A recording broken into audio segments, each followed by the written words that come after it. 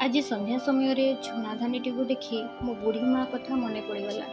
ମୋ ବୁଢ଼ୀ ମା ସବୁବେଳେ ସୂର୍ଯ୍ୟାସ୍ତ ପୂର୍ବରୁ ଘର ଝାଡ଼ୁ ମାରି ଗାଧୋଇ ପଡ଼େ ଆଉ ସିଧା ଯାଏ ଠାକୁର ଘର ଭିତରକୁ। ଠାକୁର ଘରେ ଦୀପଟିଏ ଜାଳି ଧୂପ ଦେବା ପାଇଁ ସଜାଡ଼େ। ଆଜିକାଲି ଭଳି ଆର୍ଟିଫିସିଆଲ ଧୂପ ନୁହେଁ, ସେ ନିଜେ ସଜାଡ଼େ। ଧୂପଦାନୀରେ କିଛି ଶୁଖିଲା ନଡ଼ିଆ କତା ରଖି ନିଆଁ ଧରେଇ ଦିଏ ଆଉ ସେଥିରେ ଟିକେ ଦେଶୀ ଘିଅ, କର୍ପୂର, ଝୁଣା, ଲବଙ୍ଗ ପକାଇ ଘର ସାରା ବୁଲାଏ।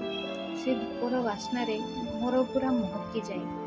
ଆଜି ବି ସେ ବାସ୍ନା ଓ ତା ଝୁଣା ଦେବା ପଦ୍ଧତି ମନେ ଅଛି। ଧୂପ ଦେବା କଥା ପଚାରିଲେ କୁହେ, ଲକ୍ଷ୍ମୀ ମା ଖୁସି ହେବେ ଆଉ ଖରାପ ଶକ୍ତି ଗୁଡ଼ାକ ପଳେଇବ।